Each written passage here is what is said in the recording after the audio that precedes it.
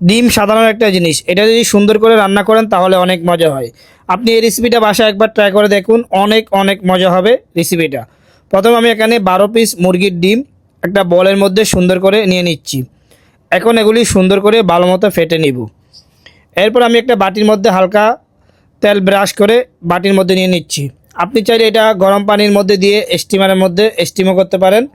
আর আমি এটাকে ওভেনে সুন্দর করে 10 থেকে 12 মিনিট সুন্দর করে গরম করে স্টিম করে নিব। এরপর আমি এগুলি সুন্দর করে কিউব কিউব করে কেটে নিচ্ছি। এটা যদি আপনি স্টিম করেন তাহলে আরও সুন্দর বেশি হবে, ওভেনে একটু হালকা সুন্দর কম আসে। এরপর আমি একটা কড়াইতে সয়াবিন তেল দিয়ে এই ডিমগুলি সুন্দর করে নাড়াচাড়া করে সুন্দর করে ভেজে নিব। ভেজে নেওয়ার সময় আপনি একটু এখানে সামান্য পরিমাণ লবণ অ্যাড করে নেবেন। আমি দেখেন অল্প একটু লবণ অ্যাড করে সুন্দর করে একটু হালকা ব্রাউন কালার করে ভেজে এগুলি আমি উঠিয়ে রেখে দিব। দেখেন আমি সবগুলি ডিম যেভাবে এখানে ভেজে নিচ্ছি ওভাবে ভেজে নেবেন। সেম করার মধ্যে আরেকটু হালকা সয়াবিন তেল দিয়ে দিচ্ছি। এরপর অল্প একটু পেঁয়াজ দিয়ে দিচ্ছি, তার মধ্যে এলাচি, দারচিনি, লং আর 1 পিস তেজপাতা দিয়ে দিচ্ছি। এখন আমি 1 চামচের একটু বেশি পরিমাণ আদা রসুন পেস্ট দিয়ে দিচ্ছি। এটি সুন্দর করে 2-1 মিনিট ভালোভাবে এখানে ফ্রাই করে নিব। এরপরে 1 চামচের একটু বেশি পরিমাণ টক দই দিয়ে দিছি।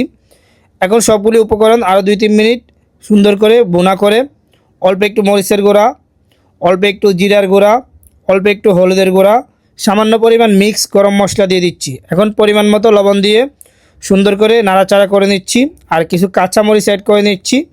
এরপরে আমি ফ্রাই করার যে ডিমগুলি ছিল সেগুলি দিয়ে এখানে সুন্দর করে নাড়াচাড়া করে 1 মিনিট সুন্দরভাবে কষায় নেব। এরপরে আমি এখানে 1 চামচ গুঁড়া দুধ গুলিয়ে অল্প একটু পানির মধ্যে এগুলি দিয়ে দিচ্ছি। আপনি চাইলে লিকুইড দুধ বা নারকেলের দুধও ইউজ করতে পারেন। এখন আমি সোলার হিটটা মিডিয়ামে রেখে সুন্দর করে রান্না করে নিব। আমার মনে হচ্ছে কাঁচামরিচ একটু কম আছে, সেজন্য আর 2টা কাঁচামরিচ আমি এখানে অ্যাড করে নিচ্ছি।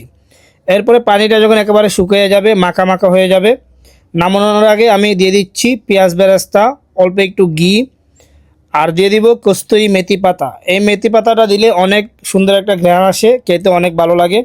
বাসায় থাকলে দিবেন, না দিলেও কোনো সমস্যা নাই। এরপর আমি নামাই নিব। দেখেন কত সুন্দর একটা ডিমের কারি তৈরি হয়ে গেছে। আপনি চাইলে এটা বাসায় ট্রাই করতে পারেন।